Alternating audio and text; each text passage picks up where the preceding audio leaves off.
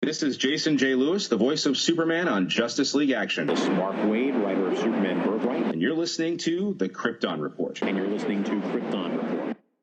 Up in the sky, look! It's a bird! It's a plane! It's the Krypton Report! The All Things Kryptonian podcast, including Superman and Supergirl. We discuss games, movies, cartoons, TV shows, and comics. Find us on Facebook, Instagram, YouTube, and Twitter. Welcome to Krypton Report. I am Tyler, and today I am not Superman Blue. I will be Nightwing. And not the Nightwing you're thinking, but I am also joined by not Superman Red, but Flamebird. Those Kryptonian heroes of Kandar. Like Kryptonian deities. That's right. That's what we are, man. That's what my kids don't look at me and think. They're like, oh, that's just Dad. Man. I don't know, though. My daughter's still 2, so she looks at me like I'm everything. And I relish in it daily. I'm like, yes, baby girl, love me. Know that I'm the best there is. Yeah. Don't think anything less of Daddy. Right. Before one day you realize I'm just human. And then you're like, Dad, you suck. And I'm like, no, right. The bubble has burst. But we're coming at you here with Season 2, Episode 2 of the Krypton Report with the show Krypton. I mean, granted, like, it's been a nice second season. What'd you think, James? Yeah, 2 episodes in, and I've thoroughly enjoyed both episodes. They've been really good. Every character's held their own. The introduction of the new characters is working really well. I feel like they know what they want to do this season. Like we talked about before, season 1 was a little bit of a retool of their original idea. I feel like this one's out of the gates. They know what they're doing. And it's rocking, you know. I do want to throw out there, we did put this on our Facebook, that right now DC Universe has season 2, episode 1 of Krypton showing. So if you want to check it out to help get you in, I'm curious if they're until July 2nd. Yep, I'm curious if they're going to put like episode 2 on there, or if they were just doing just the 1. You know. So far, no episode 2 yet. So I'm curious. I don't remember how long it was when the first episode premiered, but hey, let's jump into this. And I will say that I started this episode, okay. And wait, you know what? Let's hold off on that real quick. We're going to talk something else real quick, a little bit of Superman news. This past week, the first issue of the 3-part DC Black Label book, Superman Year 1, came out. Written by Frank Miller, with art by John Romita Jr. And we were talking about this off mic before the show, about how much we wanted to discuss this, because I really didn't want to go into it in depth. But James and I just kind of want to touch on it, quickly. James, what's your kind of history, love with Frank Miller? Anything, Well, I mean, the majority of Frank Miller that I know is The Dark Knight Returns. And the Dark Knight series. I know he's done a pretty famous Daredevil run. I've heard was really good. I've never had a chance to read it. I know he's written something else. What was it, Sin City, that got made into a movie? 300. 300. So I actually haven't read pretty much anything else of his. I've seen the movie adaptations, and from my understanding, they're pretty close to being pulled right off of the page. So, people say that just from the Dark Knight Returns alone, they say that he hates Superman. But from my research, from hearing things, that's just like word of mouth. But actually, hearing people in the know that, he actually enjoys Superman. Superman is one of his favorite characters, and was excited to put his own take on the character. So my thing with Frank is I think I've also looked at his directorial efforts, because he co-directed or worked with Robert Rodriguez on Sin City and then took the lead to direct The Spirit, which was bad. Just bad. I never saw The Spirit. So you aren't missing anything. I've heard. I even tried to retool it to see if I could find some good in it. It's pretty to look at, but that's about it. I feel like Frank Miller was pivotal in the 80s, and his taste, his structure, his idea was served best. And, I'm not afraid to say this about anybody who's in artistic. I think there's a time where they're most relevant, and then their style fades out. And I feel like, in a way, Frank Miller's best stories are behind him. I feel like his current run, his current stories just aren't connecting because it's out of time. Like, his hyper violence is, and style is not working. And I think that's part of why a lot of people didn't like BVS, is because it was so Frank Miller inspired. And I think a good example of it, for example, is in this story, there's an assault on Lana Lang that it feels more like a Mark Millar story, where it looks like Lana's about to be gang raped. And I just feel like I don't know, it just doesn't connect, but that feels like Frank Miller. Phil and I had talked a little bit about it after he read it, because I messaged him, I read it, I said, hey, message me, just shoot me a message whenever you finish reading it. And he brought up the point that Frank Miller always writes women horribly and always makes them victims. And I, because my thing in this was, I did not like the way Martha was. I thought Martha was horrible. Like, she didn't do anything. She didn't add to it. It's not the Martha Kent that I know and have read and loved. It wasn't. Well, even the story being about his adolescent years, there was very little of either parent involved in the story. And I mean, there was something going on, the rape angle for Lana Lang. I didn't necessarily be like, oh, Lana Lang's the victim here. You know what I mean? She was trying to do something, and she was just, she was being attacked and overwhelmed by a group of teenagers. You know what I mean? So I didn't necessarily think that, she was the victim per se. Like, right. I mean, it's not as bad as helpless. Previous. Go ahead. No, I was gonna say it's not as bad as like previous stories, but yeah. I don't know. Like, first of all, the art is good, and I've said this before, but John Romita Jr.'s art to me is best served when it's characters that are original and not like legendary legacy characters. Like, I love John Romita Jr.'s art in Kick-Ass, because that is a character that, to me, the art goes with the character because it was created together. But Superman is so iconic for so long, and his art is so his own, that I don't see Superman as much as I see his art first, if that makes sense. Well, granted, there is no Superman in book one. Well, I mean, the only Clark. Superman is on the cover. But I mean, I don't see Clark. I don't see the characters that I know that I'm reading about. They feel like other, but they don't feel like, that doesn't feel like Jonathan Kent. That doesn't feel like Clark. Doesn't feel like Lana. Yeah. Like I said. I mean, and Lana. Lana. She was a redhead. I mean, the art was really good throughout the book. And then the fact that it being Clark, through the majority of the book, he was like up to young teenagers. It wasn't until the very end, the last handful of pages, that it kind of seemed like it jumped through the last few years of high school really fast.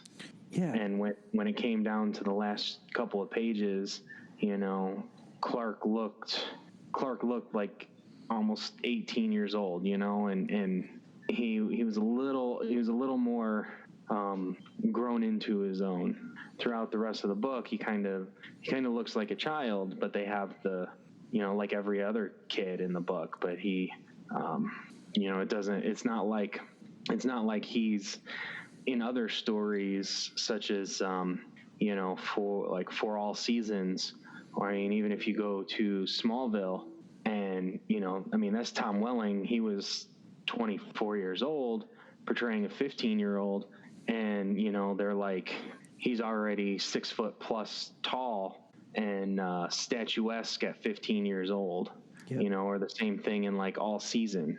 Yep.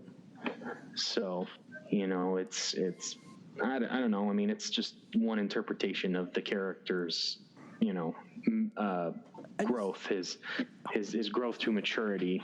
I mean, is he going to be like this gigantic farm boy coming off, or is he going to be more, I don't know, demure as he grows up and then eventually get bigger, explode into maturity? I mean, my thing is, it's just, I was watching or reading it, and I don't know, I don't like the way the story, like the Krypton stuff is so quick, and I don't feel like it's even necessary almost. There's like one panel where they try to sell me on emotion. Yeah. And I don't connect with it. It was really fast. It was like really fast, but it was beautiful. Yeah. The art for Krypton was beautiful, and the explosion and everything like that. I feel like give it up to the was like the inkers and the colorist. The story, which I don't have it in front of me, was like, yeah, I don't either. It's on my shelf, and they won't stretch. The story like moved quick, and then all of a sudden slowed down, and then. Yeah, I mean, the one thing that I did find, I enjoyed it. I enjoyed what I read, but I did, it's year one, Superman year one. I didn't really expect the entirety of book one to be Clark's adolescence. Well, I guess it's three books, and they're all entitled Superman Year One. I probably expected maybe half of the first book to like be an origin tale. It's just kind of the way it goes. You know what I mean? Yeah. How's it going to be year? But one? I didn't expect the entire book to not even show Superman. Yeah, I haven't read Batman Year One in a while, and I'm thinking about busting it out to kind of see if he's following a similar model. But my thing with Batman Year One was it was exactly a year. Like, it's him in Gotham as Batman starts out. This starts with Clark's arrival. We skip ahead, and then, is he going to be 18 through the whole, like, from this one on? It's like, it doesn't feel like year one. It feels like just a Superman origin. And one thing to point out is, I read this, and I got to follow up with it, this is the origin of the Superman of his Dark Knight. So this story is the character that eventually that will fight with Batman in The Dark Knight Returns. It's connected in that verse. Is it? Because that's what I read that he was writing it in, and I wish I would have saved that article. It was on a comic book page. So take that for what you will. I mean, like, I don't, because the issue was, at the time, it was the satire and, being Superman being the ultimate foil to Batman in that respect, that he, allowed himself to be used, as it were, we have by the government. Well, we have him going in the military when this ends, which is a new kind of thing for Superman, which might explain his, gung-ho-ness for the government. So we'll see. I mean, this, like I said, I take it all with a grain of salt. Going into this, I was just curious because it is Superman. So I was going to, I was going to read it because I feel like I need to read it just so if anyone says anything, I'm like, this is my character. I mean, like I said, I almost expected it to be a little more like Batman Year One, not anything like Batman Year One, but you know, in a chronological year, as it were. You know, they go from his infancy on Krypton, which I'm not sure throughout the reading of it, all of the narrative bubbles, all the narrative boxes. There's a couple. Was that him like as like full thought as an infant or what? Like, right. I'm not sure where the narration came from. And I got a little confused at some of the narration because it's all in the same word bubbles. Like, it's not like, you know how they'll colorize it in comics, like this is Superman talking, or this is Clark talking, or whatever. They'll colorize it, so you know what character's thinking it. Yeah, it was all white and black. So it was a little confusing. You know, it was square to rectangular to be narration bubbles, as opposed to, you know, the dialogue or the thought bubbles. The last thing I want to say before I forget is there was a review that came out from Bleeding Cool, I think. That was a review of this issue and the next one. And I guess, so this one's Lana Lang, and the next one is... Probably Lori Lemire. Yes. Or something. Is that her name? Yep. And then the third one's Lois Lane. Close. So each one's like a chapter in his life with a different girl. And I read some critiques of that I'm interested in seeing how it plays out. But honestly, I'm not that impressed by this story. Kind of makes the year one thing kind of disappear, not exist. Yeah, a little moot. The point of calling it year one when the first book literally takes place over the span of 18 years. I mean, of his life. I would have been more interesting if it was like maybe after it's done it'll make more sense, because I was wondering, you know, going into this book if it was gonna be like Clark now, like on a journey, and there was gonna be flashbacks, and that, you know, explains like the past even though we're in 1 year, right? But nope. Like the year one thing could have struck me more as like it was revealed to him that he was an alien by his parents, and then like started to scour the globe for more, you know, extraterrestrial evidence or something, come across, you know, something about his past, what have you. I don't know, maybe even a quick thing to the fortress, but still, like, the year one moniker is just, it doesn't belong. And I mean, for the title. I just feel like it's not really adding anything to the story or the mythos like this book. It was just, it's like a few years ago they did the origin kind of idea of Superman American Alien or whatever. Right. Yeah. I mean, I'll see how it turns out. I'm obviously getting books 2 and 3. Oh yeah, I'm gonna finish it because it's only 3 books. Oh, for sure. And for sure, gonna finish it. But I'm just, I don't know, bro. See how it wraps up. See how it all ties together. Yeah, I mean, maybe we'll be eating crow when we're done because we see what you did there. Well, you know, I mean, it's just there's a little bit of nitpicks I have, but I don't know. It doesn't. I'm not down on the book. So there's just some nitpicks I have with the story, with the course of the story. Why is it called year one? And just so it's one chapter.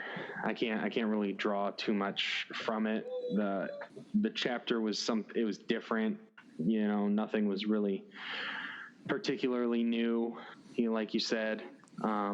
Yeah. So I like the format. I like the big size. Yeah, it wasn't outstanding, you know, and I do like the prestige format. That's really cool.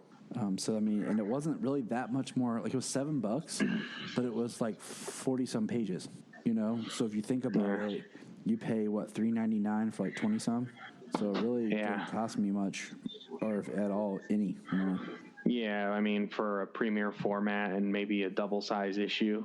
So, I mean, it's the same thing with Batman Damned, you know. If that ever premiere, the prestige format and the about the same amount of pages kind of thing. Yeah, if book 3 ever comes out. I'm so sick of stuff not coming out. Like, I get that they wanted to delays.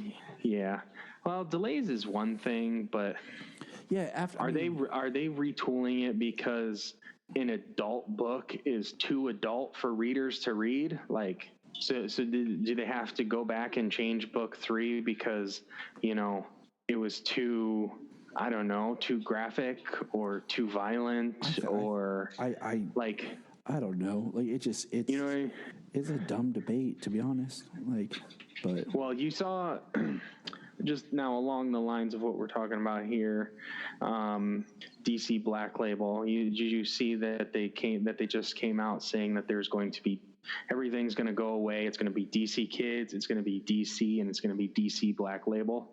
Yeah. So they've got literally books for 8 to 12, 13 to 17, and 17 plus. Yeah, which it should. You know, that's how books are going to be.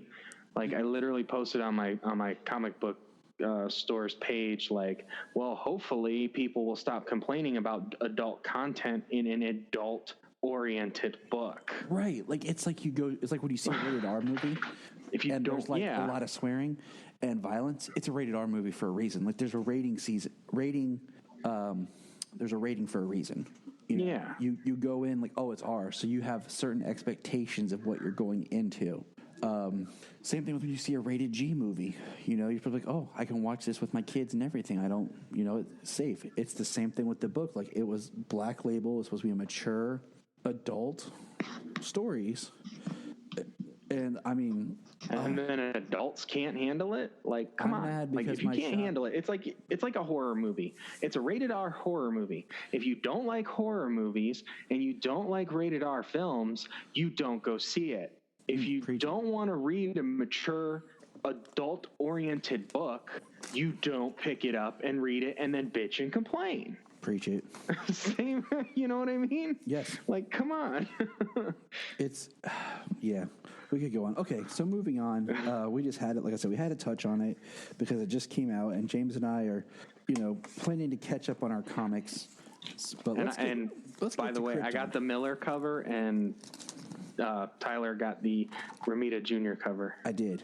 I actually like the Romita Jr. Like I said, I think like he's an artist like this that for like a cover or like an alternate cover, you know, type thing, I am completely cool with.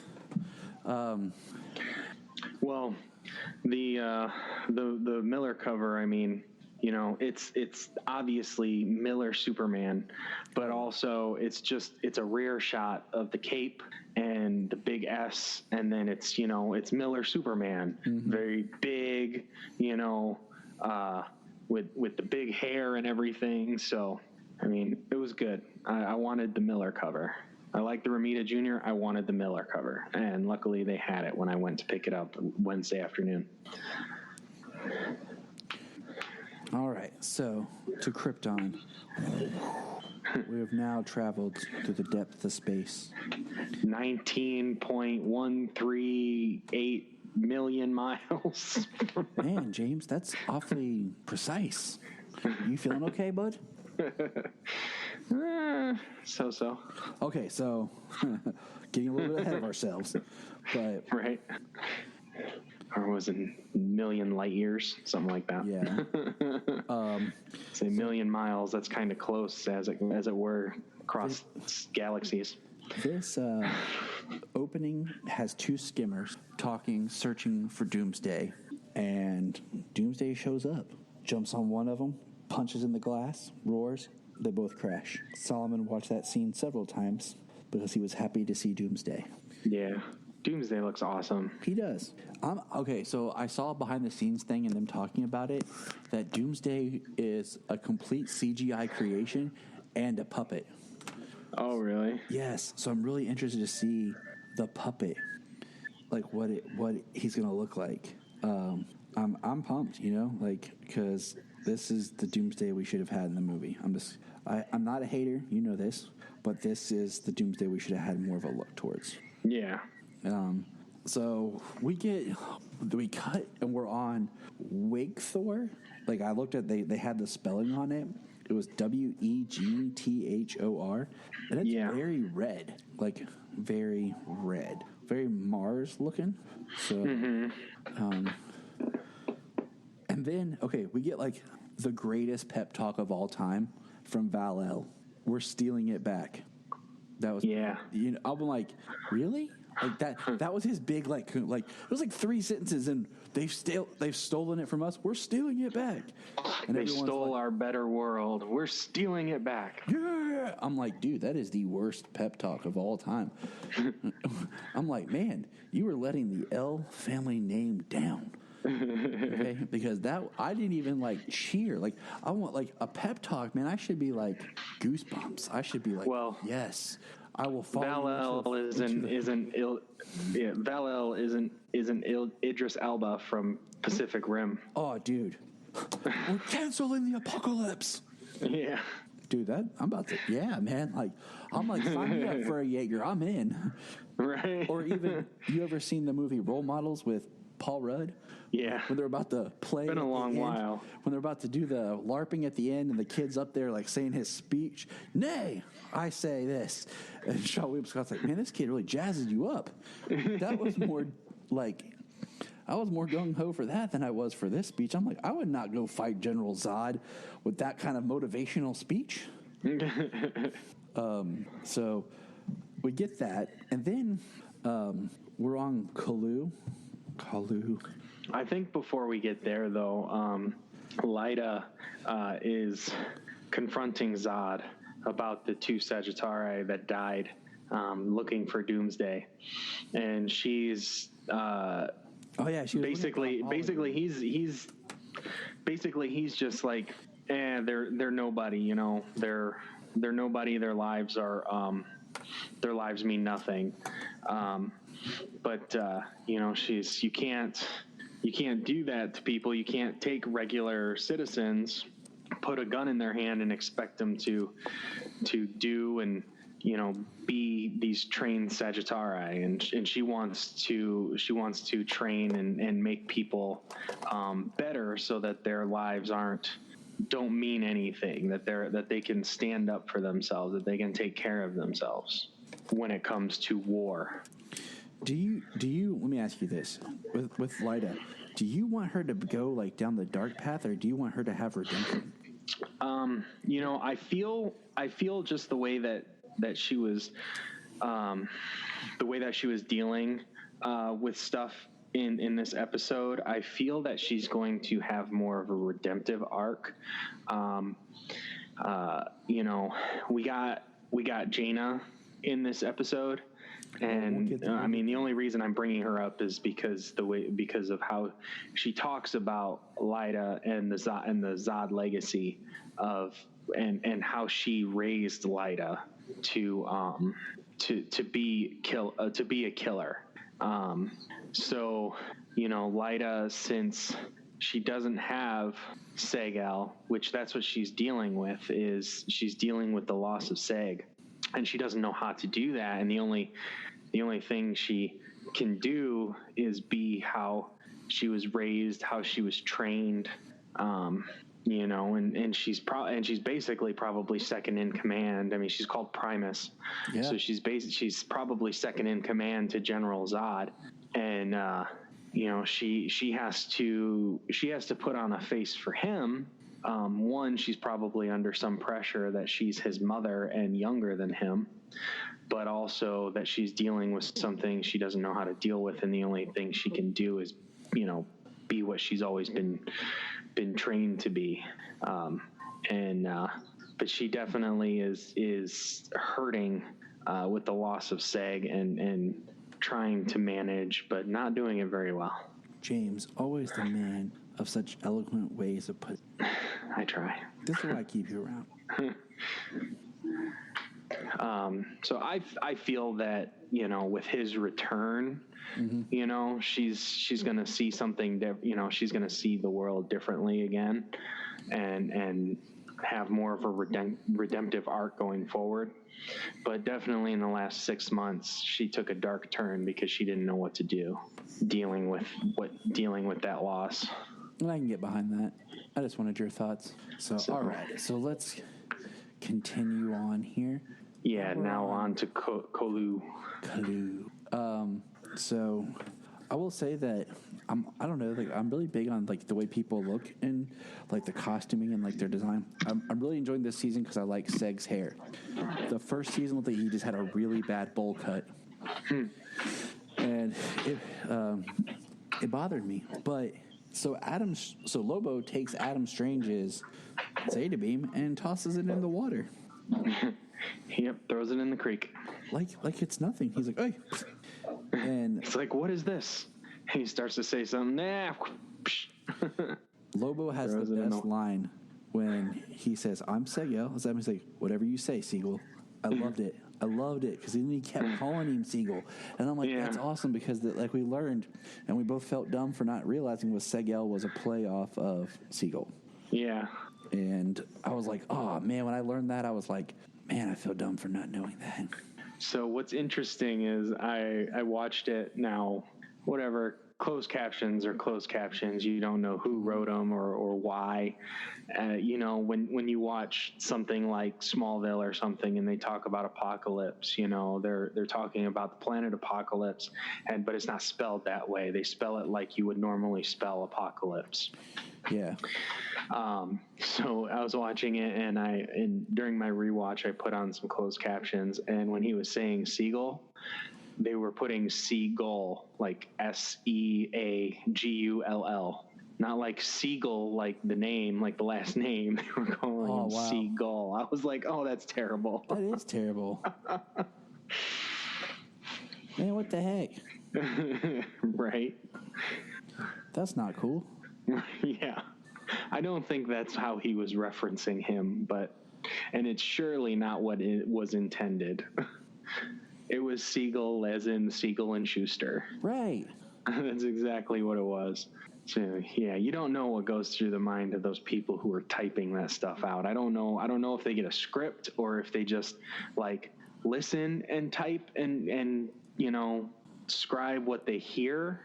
I'm not sure exactly how the closed captioning, you know, how it works. Thing works. Yeah. I assume it's scribed beforehand, obviously, but yeah. So I was like, oh man, that's awful. Yeah. I'm like, that makes me mad right now. I'm a little mad.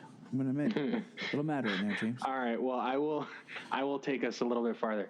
So we've got, Lobo. He has Adam and, Seg. Should we just call him Seagull now? Yes, I'm completely cool with that. All right. So we have Seagull and Adam chained up to a tree, and Lobo is having a good old time. He's ready to slaughter them. Like he's got maces and all kinds of stuff, and his line of talking about cutting Segel open and strangling Adam with his intestines and cracking open his skull and taking a deuce in his head.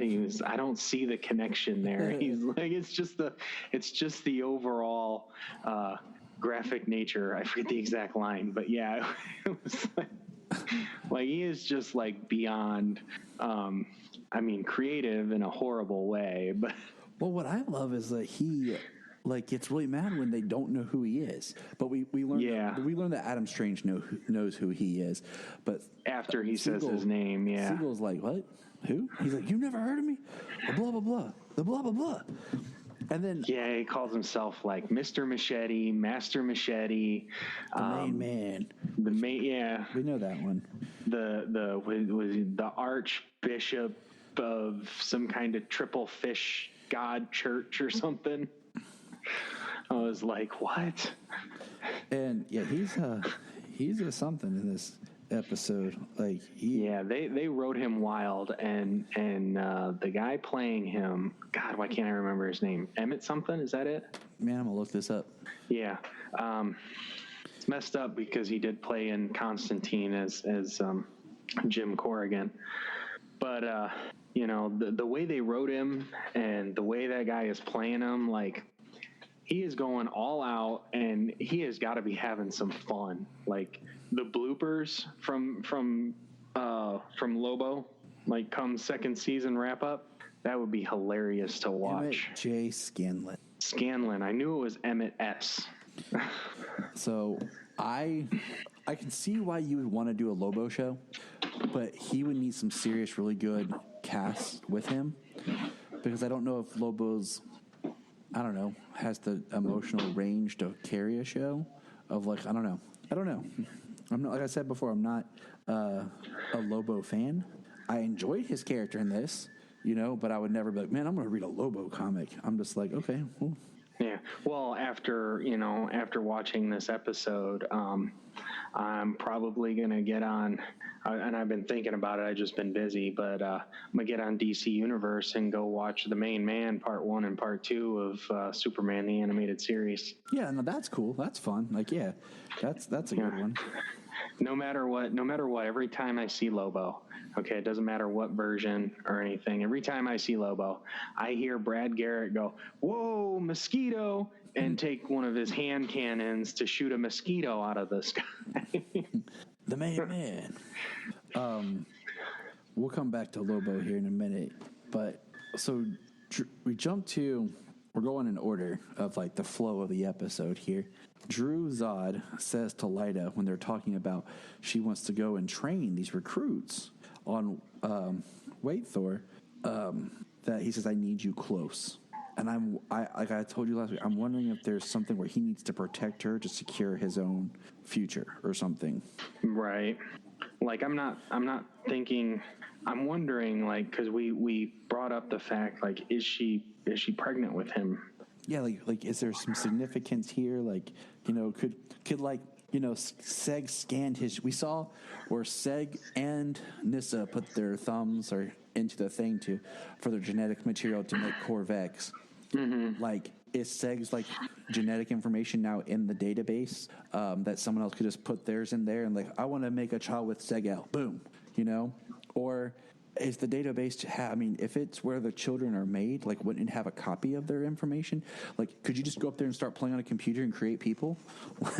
Like, right. I don't know. It's a deep thought. It's a deep thought, my man. But we do see that Nyssa gets injected and is sent to find Jack Sawyer and Val-El. And one of my first thoughts was, is she getting injected with like nanobots to blow her up like a bomb?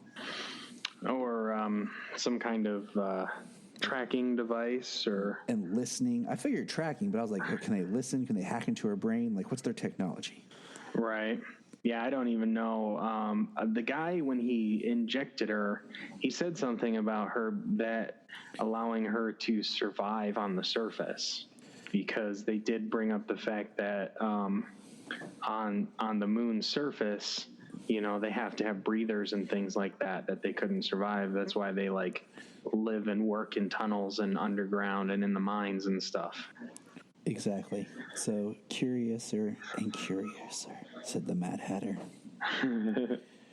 Now we jump back to Wrong planet. Kalu, and we find out that Brainiac took Lobo's planet.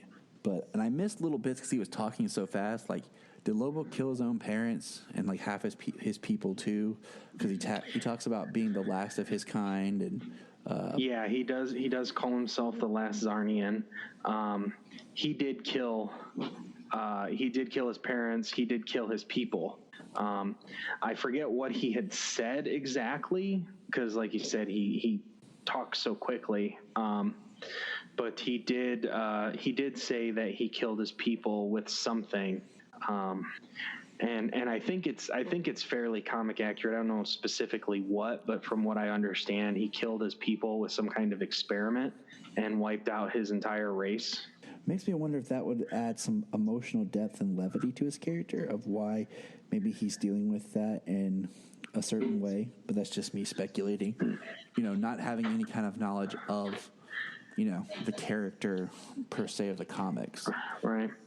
With the violence and the language and the necessary like grotesqueness to like a Lobo show, I think it would probably fit really well on DC Universe. Oh yeah. Given the opportunity to basically do whatever the hell they would want to do. Oh yeah. That's been the joy of DC Universe. Yes, sir. So we learned, one of my predictions kind of came true, that Seg in some way is infected with Brainiac, because Seg takes Lobo back to Brainiac's body, and he's got like a little look, reminds me of the thing from Ghostbusters, you know, looking for Brainiac. And yeah, one of their like PK devices. Yep, the PKE meter, and it's not picking up Brainiac, but it starts beeping when it's around Seg. And then we see that Seg actually gets like powers and strength because of Brainiac, is able to do things. Yeah, it was pretty cool. Like, he was scanning the body, but he said there was no Brainiac there in the body.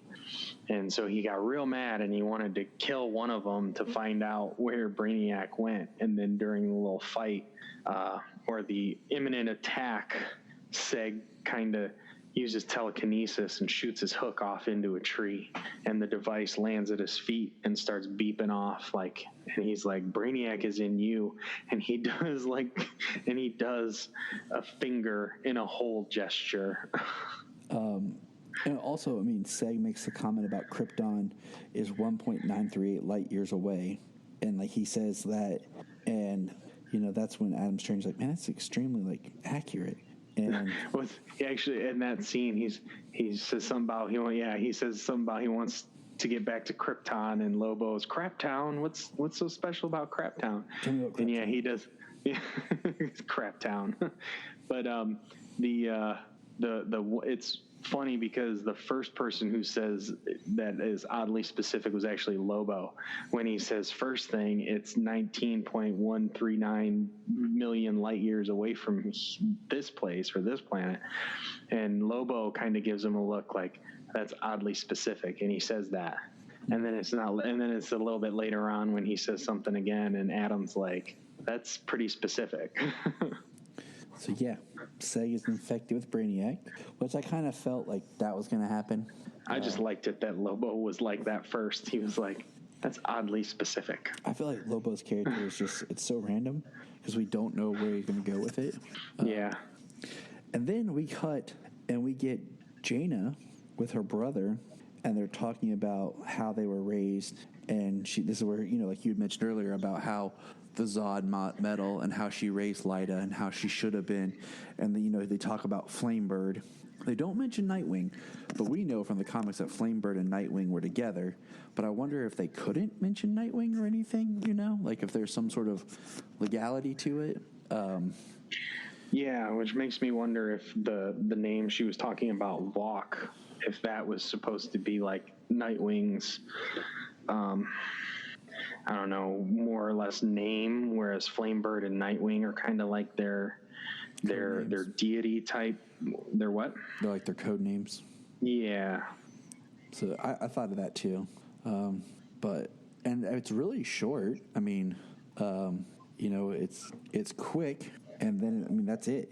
And then we cut to Lyta, and basically, I put this, is Lyta in this next scene where she's training is basically Jaina from the pilot.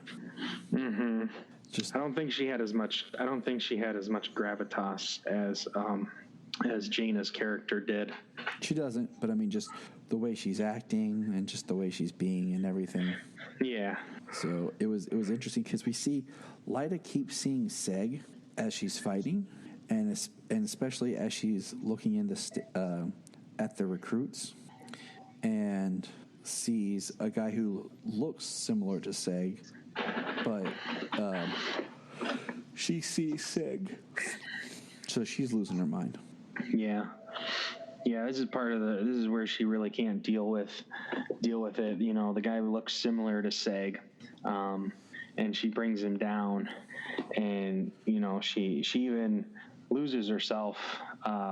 She gets distracted by her hallucination, with no really better way to put it, of him being Seg. And the guy, you know, he hits her, he lands some blows and everything in her distracted moments. And after the training session is over, she talks to him, and she kind of is slightly vulnerable for a moment, and he kind of advances on her, in that moment, and she is not having it, and she beats the crap out of him because he's not Seg. Mm-hmm. She does beat the crap out of him. I mean, and then, she asks Drew later on, will he be okay? He's like, do you plan on seeing him again?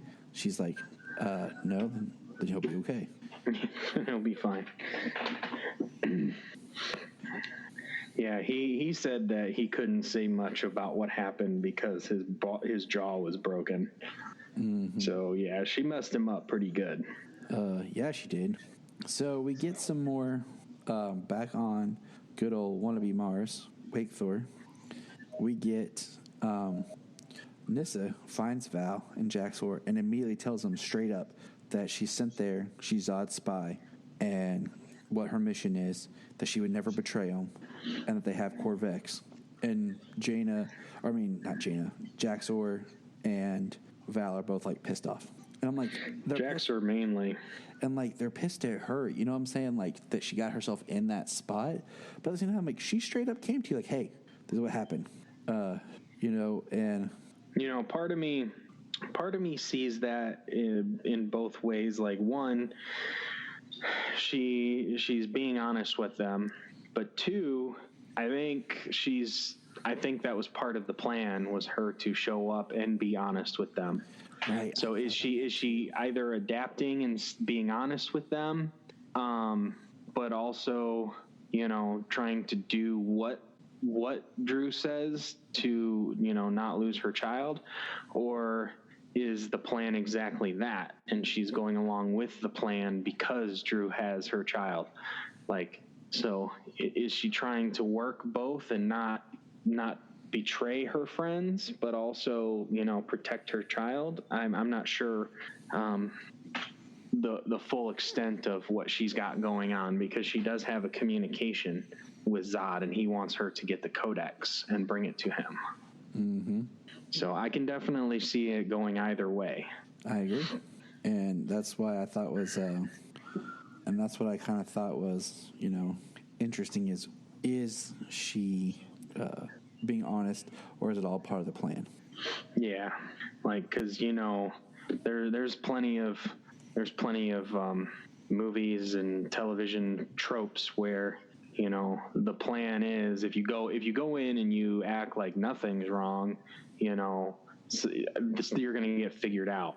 But if you go in and, the plan is to tell the truth, that you are there to spy on them, such and such, like, that grants you a certain amount of trust to be able to move further with the plan. You know what I'm saying? Mm-hmm. So, but, she definitely wants a different world than what she's got, but she also doesn't want anything to happen to her child. So it's hard to say which way the plan is going to take shape. And then we cut back, and Adam Strange gets Lobo's gun and blows a big old hole in the middle of Lobo. And that was when Solomon was sitting with me, and he was like, wow. I was like, yep, that just happened, buddy. Yeah, I think I got Lobo in my mouth. And I had forgotten about Lobo's healing stuff. Oh, did you? Yeah. Like I said, I didn't know. And I'm like, man, I feel like someone just like, we're going to make Lobo be the biggest Wolverine ripoff we can be. Yeah, I'd have to see when they were created. Mm-hmm. But when it comes down to it, like, Lobo is way more powerful than Wolverine. Oh yeah. One with strength and abilities, but also two, his healing factor. Like, he can come back from a drop of his own blood. Yeah, it's like if there's anything left of Lobo, he can regenerate. Like his healing factor is beyond ridiculous. Yeah. It's like they make Wolverine and they make Deadpool, and DC's like, hold my beer, watch this. Yeah, right. Well, Deadpool was in the 90s. I think Lobo came out in the 80s. Yeah, I think he was part of with that. The like heavy metal hairband type stuff. He was part of that whole more anti-hero movement of the comic books. First appearance, Omega Men number 3, June 1983. Man, I just pulled that up.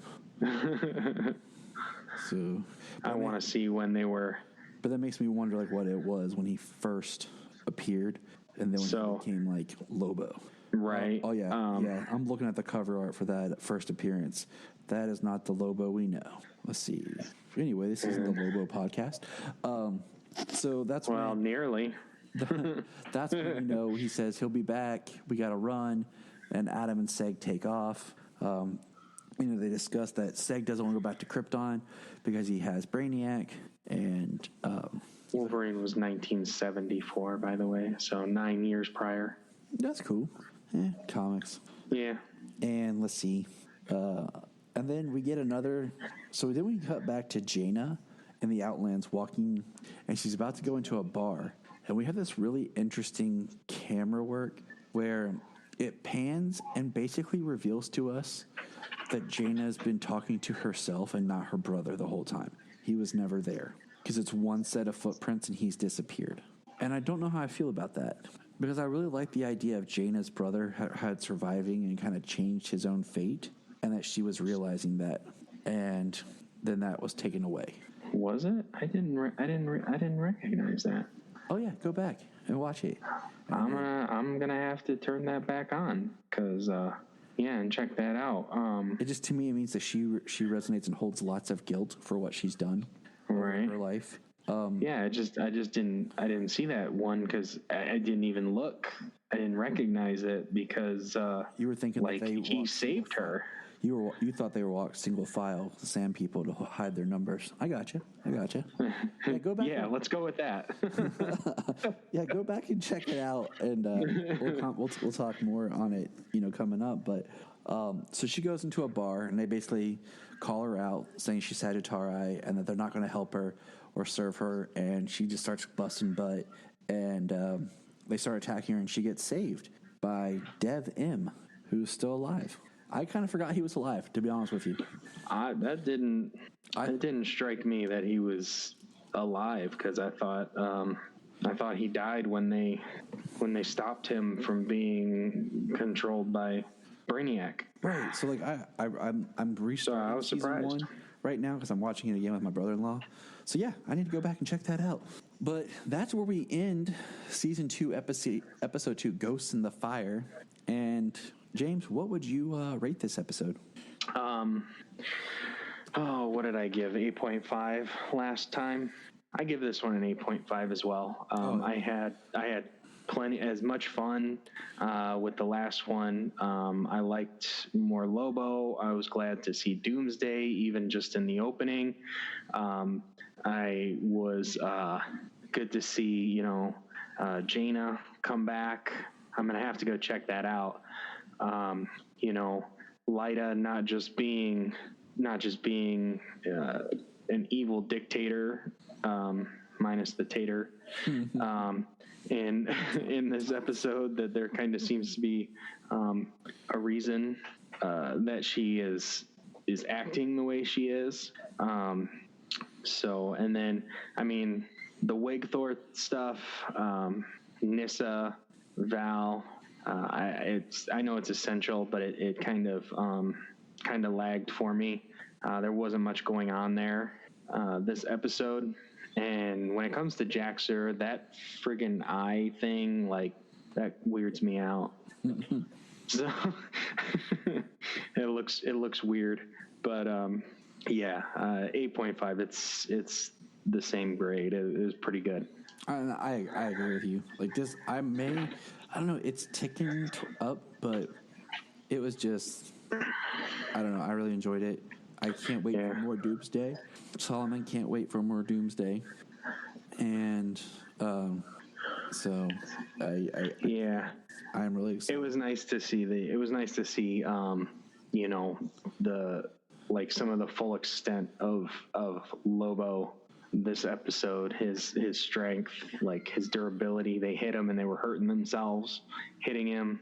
His regeneration, like they blew a big hole in him. His whole center mass had a giant hole in him, and they showed his body reconstructing, his spine rebuilding inside. It was pretty awesome looking. And of course, that's when my son joins me, and he's like, "Oh, that's Logo, Daddy," because he calls him Logo, and I've told him Lobo, but I think it's adorable, so I don't ever want to like correct him. And then like this huge hole gets shot in him, and I'm like, wow. He's like, wow. I'm like, yep. Yeah, I'm gonna have to check out some Lobo comics on DC Universe, and because I know back in the New 52, I had checked out a couple of issues of the New 52 Lobo, which was different because it was like some guy who was like. Yeah, that Lobo was like impersonating this Lobo. Yep. Yeah. It originally wasn't supposed to be that, but it was a way of them like fixing it because everybody hated the new Lobo because he was small and he was skinny and he's like some little punk rocker dude. Yeah, I remember people calling him like the Twilight Lobo because they're like, he looks like he's from Twilight, and I was like, That's funny. But like, I didn't care enough about Lobo to like say anything. I was like, whatever. Right. So I definitely want to check some of that out. Plus, I heard his bit in the Justice League of America. Was that during Rebirth? Yes. Where Batman had his own Justice League team and Lobo was on it. I heard that was actually fairly interesting, and he had a lot of expletives in his speech, in his dialogue. Does not surprise me. No, not at all. But so that wraps up this episode, and stick around for next week. We'll be back.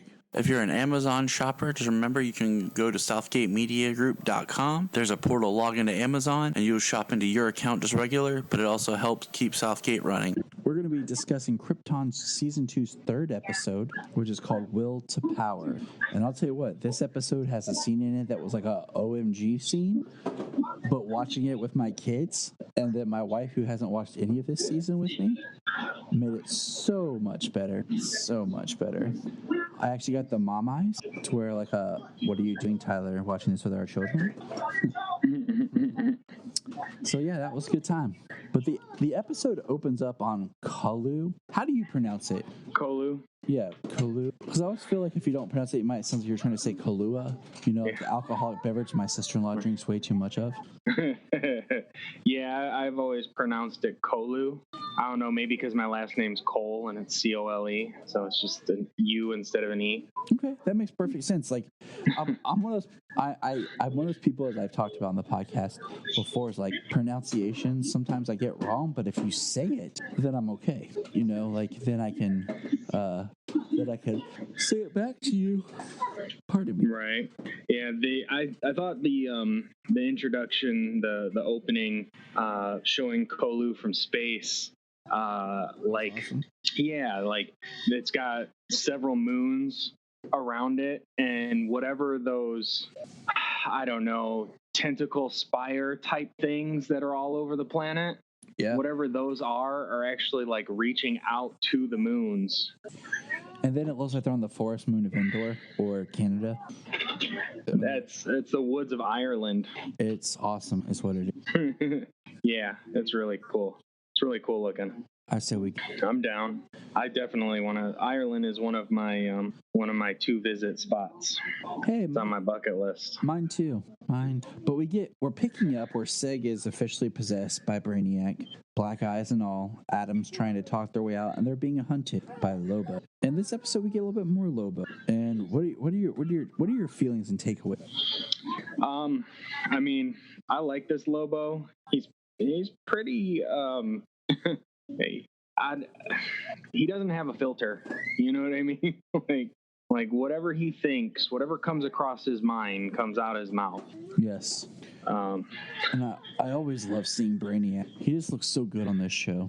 Yeah, he looks fantastic. It's nice we get both of them in this, and the Brainiac we get in this episode, which we see here very shortly in this opening, is inside of Seg's head. So with his possession, like he kind of freezes up, and he's not doing anything. He retreats into his head, or not retreats, but Brainiac pulls him into his mind, and it's like the fortress inside of his mind where him and Brainiac interact and are like fighting for mental control of Seg's body. I like this Brainiac, and I would love to see this Brainiac just show up on Supergirl. It's like, it would be so cool. I would say wherever this Brainiac shows up, I'm just, Supergirl, I mean, he looks spectacular for television, but you take this design and you tweak it a little bit, probably some added CGI effect or whatever. It's movie Brainiac right there. Oh yeah, because I mean, if you're doing this in a movie, you'd probably just add more of like the moving metal, or like not tentacles, but like Solomon and I yesterday were playing Injustice 2, but you know how he has his like plug-in spikes and stuff, something like that. But yeah, this Brainiac is beautiful. Yes, sir. This Brainiac is awesome. The cadence of that actor's speech, the emoting that he puts on through that makeup. Like, not only does the character design look fantastic, but the actor is really good. Like, just the way he speaks, like I said, the cadence and the how just the way they have structured his speech, he sounds very intelligent as well. So, yeah, awesome Brainiac. So, no, go ahead. Oh, I was going to move forward here. They're fighting over control, but Seg figures out that while Brainiac can see into his head, see into his mind and his memories, that Seg can do the same. And this is where he's trying to figure out a way to get Brainiac out of it. And then that's the ultimate goal. He has to get Brainiac out of his head. Yes. Yes, he does. And okay. So back Krypton, we're on Wake Thor, and it was nice to actually see it spelled out, because then I actually knew how to pronounce it better. Wake Thor just looks like the Mars of Krypton, and right. We have the rebels led by Val and Jax and Nyssa. I still don't know how I feel about Nyssa. Well, at this point I'm kind of like, is she? I'm a little undecided on her right now. Not on her as a character, just like more of what she's up to and her motivations.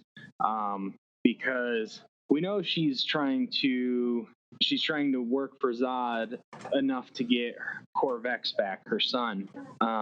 So she's she's in this episode and she's doing what she can. We know that she contacted Zod in was it the last episode when she went up to Wake Thor. She spoke to him, so she's in contact with him. In this episode, she seduces her old lover, her military trainer, it would seem, to steal her data, which that little hologram thing that they have inside their arm, that data thing they have inside their arm and can generate those holograms out of it basically through their hands, is awesome. That's freaking sweet looking. That'd be awesome to have. Yes. So, she's doing what she can, but is she I don't know, because I feel like, yes, she's yeah, sorry, I lost my train of thought there. No, she's playing, she's playing both sides. Right. Is she playing both sides? Is she? Is she like straight up with is she with Val, but right. She just is pretending that she's with Zod, Drew. Yeah. I'm going to call him Drew, because this is the only right. The only thing that makes me question is the somatic reconditioning that they use. You know what I mean? Yes. Like, did they put her in that and now she's like she's working as a double agent. She's there sympathizing with the rebels because she was once one of them, but she's working for him, or you know what I mean? So it's like, so it's hard to see with the level of like mind control that they've got going on, but. Yeah, like I think I like Nyssa more this season so far than I did the majority of last season until the end. Yeah, I agree totally. And it's kind of one of those things like we'll wait and see who's been repossessed, the synaptics. So we'll see. I'm hoping that maybe there's some surprises and stuff in here. So I don't know. I'm not digging Lyta. I don't know. I just feel like it's not Lyta. Yeah, Lyta's very.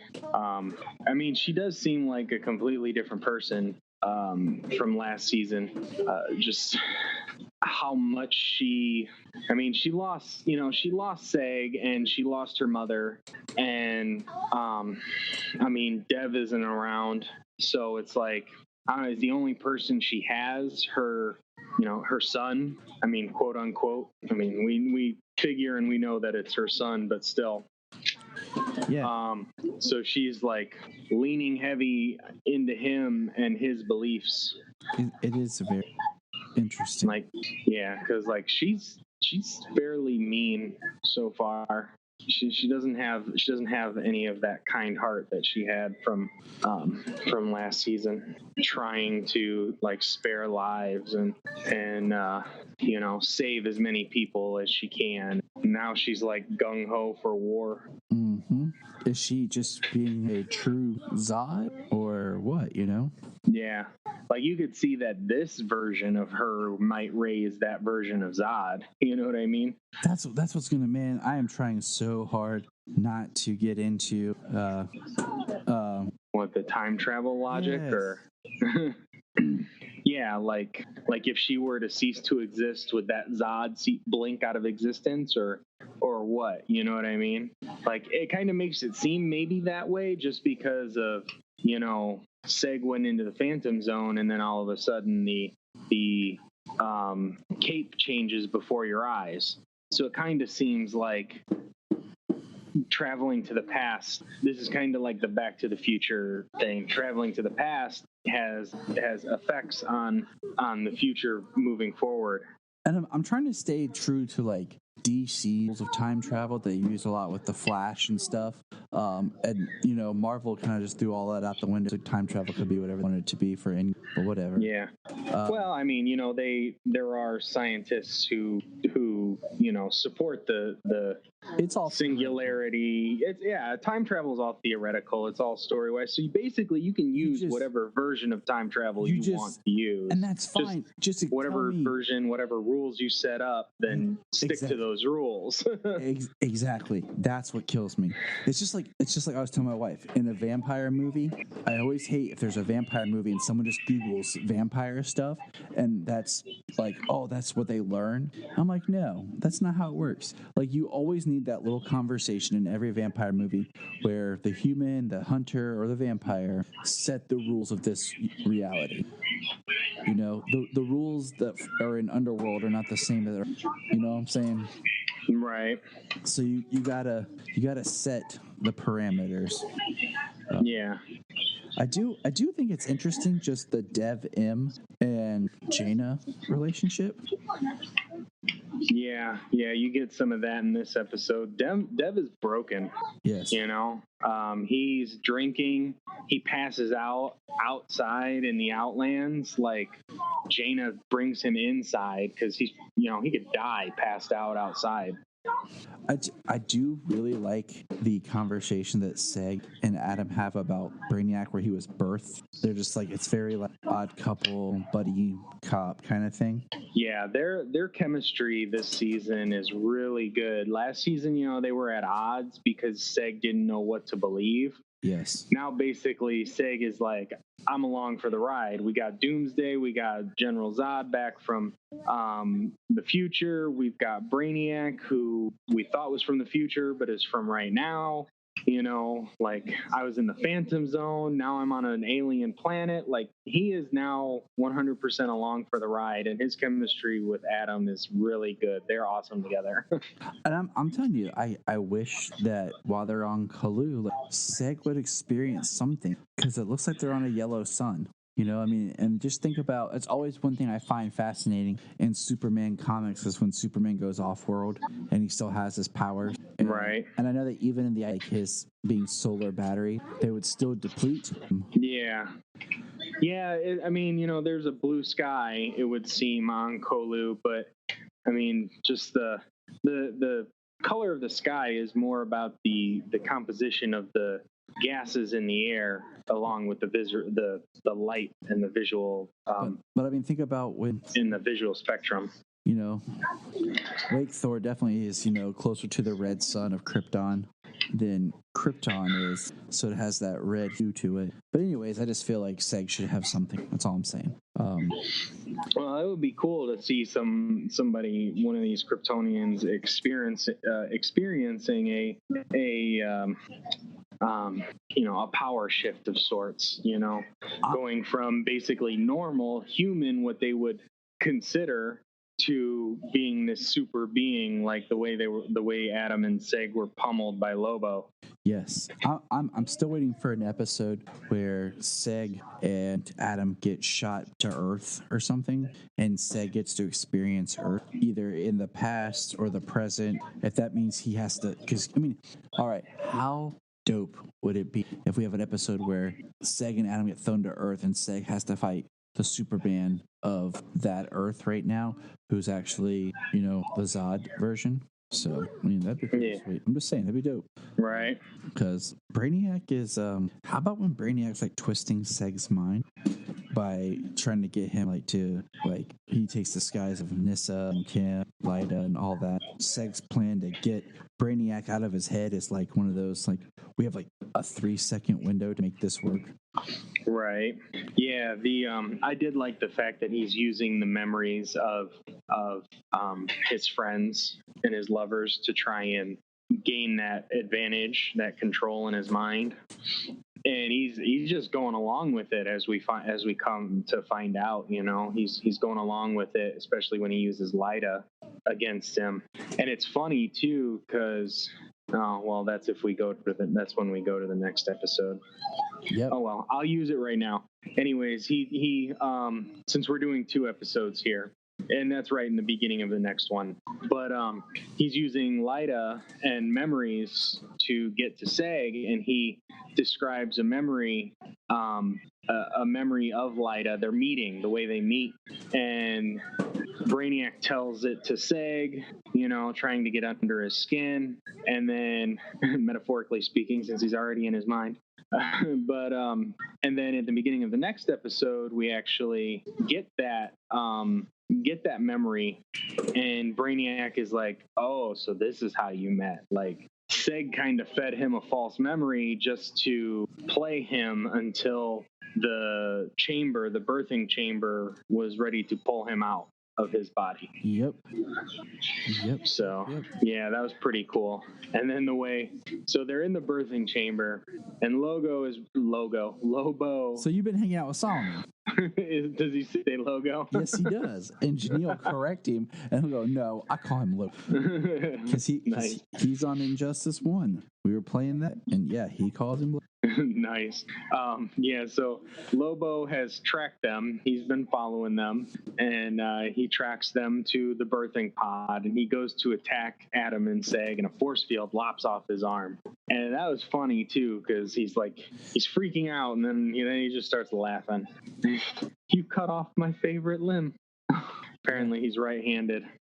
But and then Lobo's like, I'm gonna come get you, and Adam is like, he's smug right now because he can't get to him. And Lobo is, I'm coming to get you, and he pulls off his blaster, and he says, I hope you're not the squeamish type, and blows his own head off. It's funny too because he gives a salute when he's falling. And that's the part that I was watching, and I'm like, what? And my wife just looks at me, and Solomon's like, whoa. wow. And my wife just looks at me, and that's when I got the mom eyes. Of, what are you? And That's when you're like, he grows back. Don't worry about it. He grows back. And both my kids are laughing, and Junia's looking the way Adam was looking, where it's just a shock on his. But yeah, and I mean, it's one of those parts because this is what you and I talked about. Lobo grows back, but it's like, where does he grow back from? And he starts growing back from the hand that's inside and not the body. Like, what would kind of makes like? How does he choose where he wants to grow back from?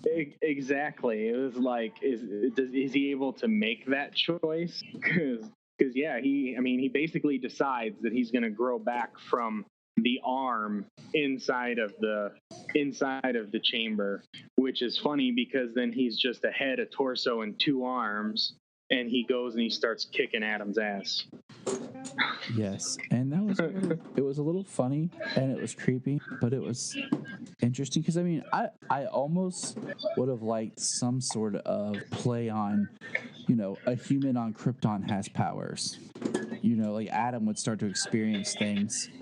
But I do love that, Adam, they're trying to get away from Lobo, and he's just the torso and arms. And he pulls Seg out of the chamber, and Brainiac's going back, growing back. And then Lobo looks over at his Brainiac, and he's like, what? And he's like, oh, there he is.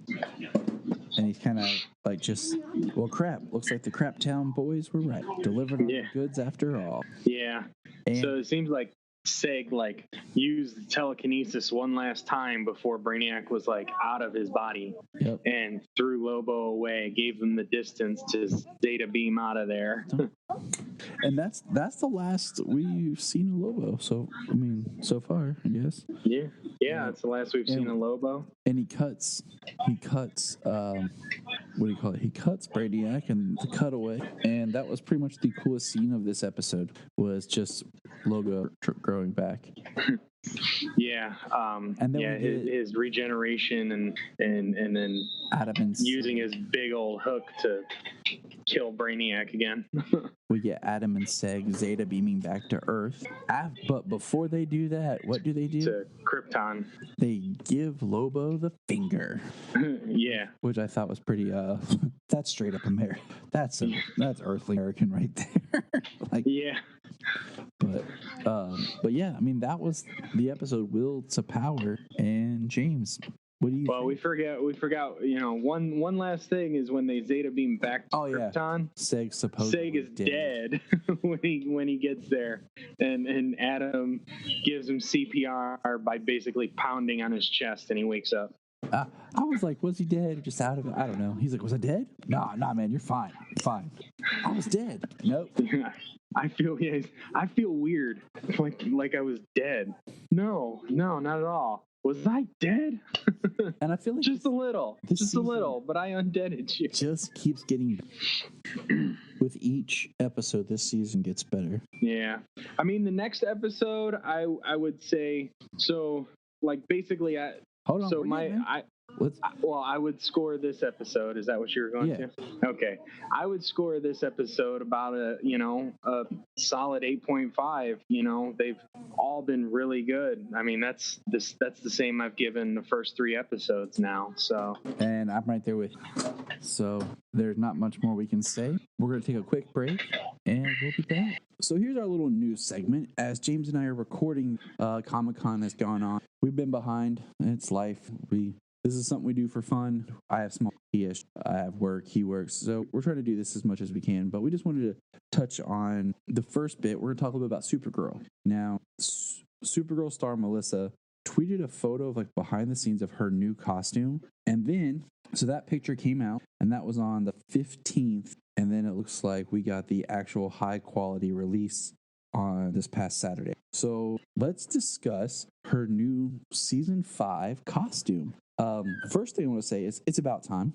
They had teased her getting a new costume before, but I think they kind of fake teased us by that space kind of suit that she got last season to protect her from the kryptonite. But she hasn't had a costume update since season 1. Yeah, she's basically had the same costume since season 1. And I mean, Flash has had a costume change every season, right? Okay. Season 1 was the all red, behind the crimson, behind the bolt. Season 2 got the white behind the bolt, and that one stayed. Season 4 is where he got the costume. And I like that costume. Probably and of course, season 5 from his daughter in the future, which is a good costume. Yeah. And then Arrow, a change in costume every season. Yes, he has. Season 3 was so season 1 was just the leather. Season 2 he got the mask. Season 3 is first, I think. Or Arrow hero costume. Season 4 short sleeve. He officially didn't have yet. Season 5 went back to sleeve. So it was slight alternates. And his new costume and again, it looks pretty kind of a hybrid, as well as Zod and all his crew. We've seen Supergirl with weird outfits and pants and stuff before, and I don't know, it doesn't bother me. What about you? Oh, it doesn't bother me. People are probably just upset they're not going to get their upskirt shots anymore. Sad, but it is sad, but no, the pants don't bother me one bit. I've seen Supergirl, different iterations of Supergirl in the past. For whatever reason, I tried posting on Facebook, but it wouldn't let me. A picture of Smallville season 11 Supergirl from the comics, and it's probably the closest representation of this look. She's got the pants on, blue, the red boots that go up high. They're kind of broken in different spots in the comic, but she's got the red boots that go up high. The blue that kind of goes all the way up. And oh yeah, I mean, in that comic, it's kind of more of a red coat almost kind of thing that comes off of the back. But I mean, in this still shot here, if you put them side by side, they're pretty close. Oh yeah, I found some. I'll put those on. But for some reason, it wouldn't on our discussion thread. It just wouldn't let me post it. It just kept saying failed, so I gave up. I don't know why it wouldn't do it. Yeah. But I've said before, if they were going to do comic, because I mean, one thing I liked about her old was she had the skirt. It looked cool, but she had the tights underneath it, and then the high boots. Now the new costume, and it was classic, and it was strong. It was a good costume. I mean, yeah, I feel like she didn't need a new one, but after so long, it's nice to change it up for to keep it fresh and give something else, something a little different to look at. There's been some in the comics, they just draw Supergirl in her costume ridiculous, skimpy, that I'm just we're just being honest here, okay? And I like that it's a very strong hero costume. It doesn't matter he's a girl.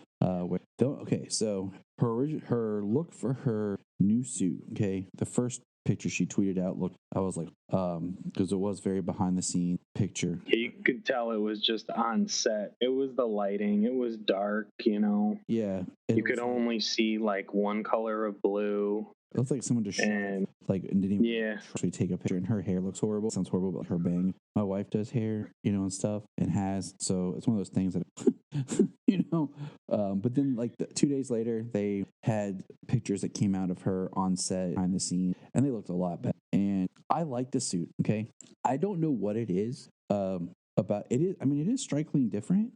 And but I think I figured out certain. We'll break it quick here.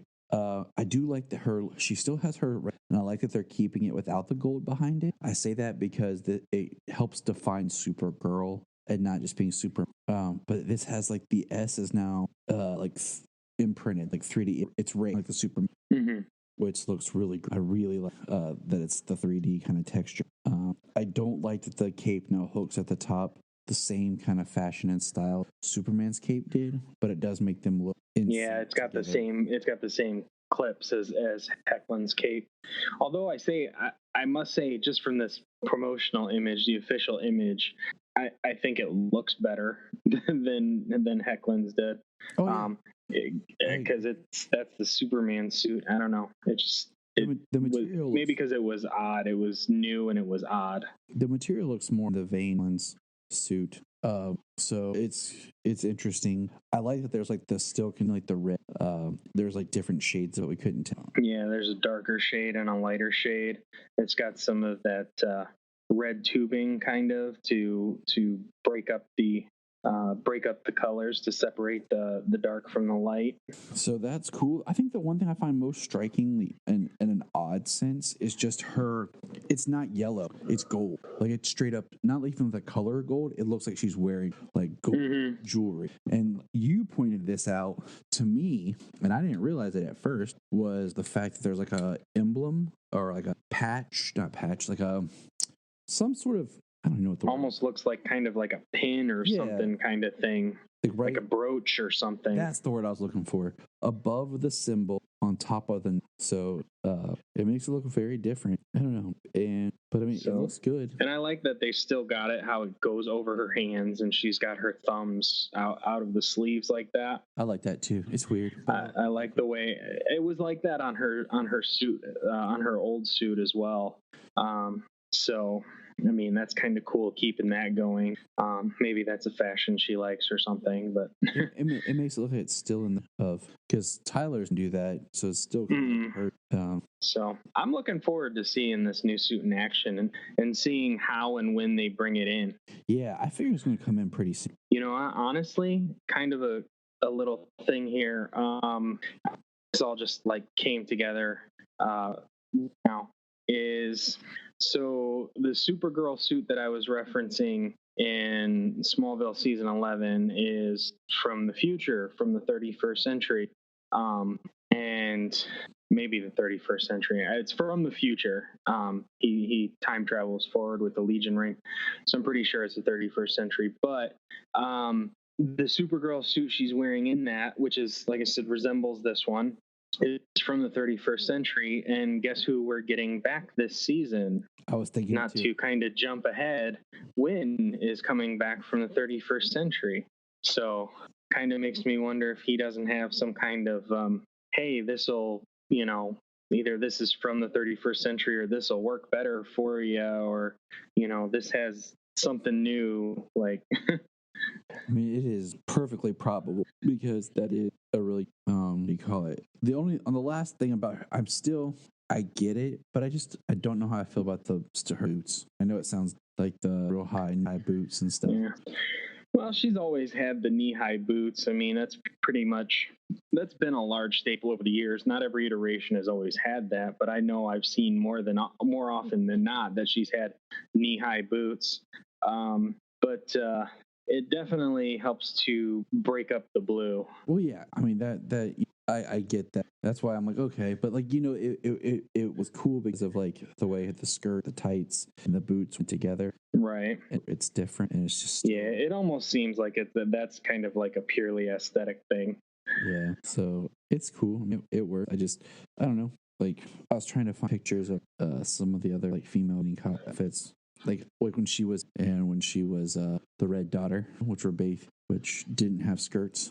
Mm-hmm. How the boots worked on the so yeah, it works. It's cool. I don't mind a fresh approach. Yeah, I just can't wait to see it in action and see how it comes about. Like you said, Wynn is coming back, which is exciting, and I'm glad because I've missed him. We're also getting the actor Jesse Rath's real sister to play the female X-5. Did you see that? Yes, I saw that. And she plays the ghost. I forget the character's name, but she plays the ghost from Being Human with Sam Witwer. Booyah. And Josh Hutchinson. Yeah. So wait. So if it's Sam. Sam Hutchinson. Huntington. That's Sam Witwer. So think about it. In that loft is Doomsday or Agent, whichever we want to go. Jimmy Olsen, and now bring it 5. So everybody go check out the American version of Being Human. So that's awesome. I love that show. It was really good. Me too. I don't remember where I left off in it because I was only watching on Netflix at the time, and I was caught up at the time what Netflix had. I watched the whole thing, and I'm pretty sure it's gone now. I have to the library. So the other news is Jimmy Olsen's leaving. Makad Brooks, and this is spoilers. Pause for like 2 minutes, people. This isn't really spoilers, but if you're reading the current comics, there's the event Leviathan going on, and my good buddy Phil Parrish has a theory that is behind Leviathan. And then we know that in season 5, Leviathan is coming to, and then we in the series. So Just saying. Phil and I had our little discussion announcement, but Interesting. so he's leaving, and we're getting some new people, and I cannot remember the actor. The roles they're playing is basically who's trying to buy out Cat and the reporter that's like her aiming with her. And I think as much as I like James Olsen, because that's really the character they've tried to make him is James, I feel like he's one of those characters like you can love, but eventually outrun their purpose. And not to talk too much about how James have a desire to do a supernatural podcast. I love Cass, but at some point Cass outlived his use and just became rude and no really helped the story. That changed over time. Don't get me wrong. So before you hate me, I'm just saying like you can love a character, but then really there's nothing to Another example was Quentin on Arrow for a while, had nothing. They just kind of had to keep him around and find sometimes characters outwork their purpose. You get too many characters and storylines change. So the fact that he is leaving, it sucks because I really like him. That leaves what? 2 actors left that started the series that have been here the whole time. Supergirl and I mean, with Wynn coming back, that makes 3, even though he was gone for one. But he was gone in season 4, so he the whole time. So I'm just saying, like I get it. They probably don't have anything to do, but it makes me wonder about stuff though, like how long he'll be here, how the crisis plays into, and we'll see that being crisis. And I think that's all for Supergirl. Yeah, I can't think of anything else.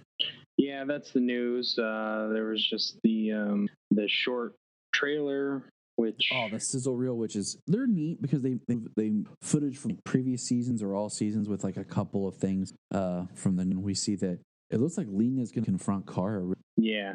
And she's got her synthetic Krypton, and Lena is on some sort of tech or something because we're talking about tech, not white. And so, it looks interesting. I'm excited. I do have a question for you, James. I've been thinking long and hard on. What's that? You don't have to answer now. I started the poll today on our Facebook. Do you prefer DC show in the style of CW or the DC universe? Okay. Well, I voted for DC Universe on the poll. I haven't checked my results yet. Like I've just been busy. Not saying I don't like both. I don't know. I mean, I love it all. It's just I love it all. Just the only thing, and the mature content being, a minor factor in the DC Universe side, but the fact that they have the short form storytelling where they've only got maybe umpteen episodes, 12, 11, 13 episodes, 15 episodes to tell their story. Whereas, we all know that in the CW shows with, the angsty drama they put in, half of the season sometimes is filler. Yeah. That we could really, do without. And that's when you get a whole bunch of people checking their phones, that's when people are scrolling their Facebook page or their Twitter feed when they're watching the CW shows, because there's just a whole lot of mess that they don't care about. That's why there's a lot of filler. That's why I like the way they Black Lightning, because I feel like Black Lightning and kind of lenses that happy in the sense of it's shorter storytelling, less episodes, because I'm back and forth, okay? But I like the shorter storytelling, but what I like about the CWs is I get to see my heroes do more stuff.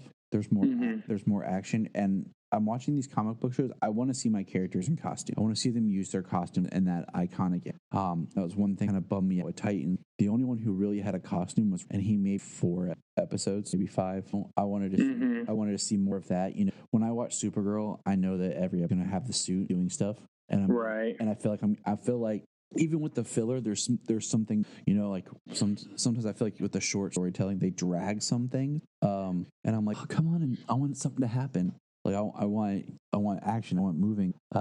So I don't know. It was something. Right. It was just on my mind today because I was thinking, I feel like with Titans season 1 and with Doom Patrol season 1. Now Doom Patrol is a little different because that is a very strong character-driven show. Right. Whereas Titans, it is a character-driven show, but the people are a little more well-known, and they're not as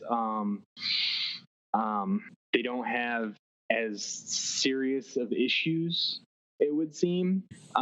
So, them to kind of drag Titans season 1 out the way they did, the introduction, doing these character moments spread out, and just, they were doing a lot of intro in the first season.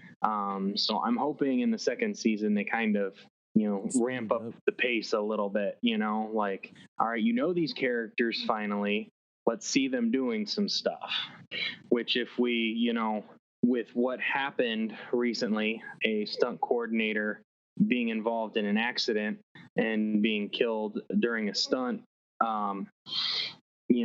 they're certainly ramping up some action, it would seem, not to make light of the situation, but, sympathies go out to the family. Yes. But, and then this season, we got some serious villains coming our way too, and some high action villains as opposed to, Trigon, which unfortunately we only saw in one episode and was highly mental. Yeah. So yeah. Not a physical threat as of yet. And then then we have which brings us back to like our wild card DC shows, because right now we only have 2 wild card DC shows, both being prequel shows. Pennyworth is about to premiere, and it premiered at Comic-Con. But we're back to Krypton, which is on Sci-Fi. So it's the only other DC property that's not DCU or the CW. Since Gotham and on Fox, that's done. We are going back to Krypton on our Zeta B, and we are arriving in time to discuss Season 2, Episode 4. Take us there, Gene. So Danger Close, we have Seg and Adam back on Krypton, heading towards Kandor. Seg sends Adam to Wegthor to go talk to Val and Jax-Ur and let them know that they are back, while he enters Kandor to find Lyta and try to enlist her in stopping Druzad, which come to find out she is fully on Druzad's side, and perhaps because Seg finds out that she has undergone somatic reconditioning, which after he learns that, Zod tries to put him through somatic reconditioning, but we find out that Brainiac is still inside of him and prevents the reconditioning on his mind. Adam goes to Wegthor and he joins the rebels. Jax-Ur creates a Codex bomb to kill all Sagittari on Wegthor, and during an incursion on the space elevator, I forget the actual name of it, but something like that. They call it space elevator. That works. The oxygenator stock was tainted, and it kills the rebellion's ground force. So a lot of their infantry suffocates to death on the surface of Wegthor. As Nyssa has the Codex that she got from Val, and she is heading back to the Sagittari. And Kem, who survived a battle, who barely survived a battle on Wegthor, was taken into custody by the rebellions, but joined the rebels.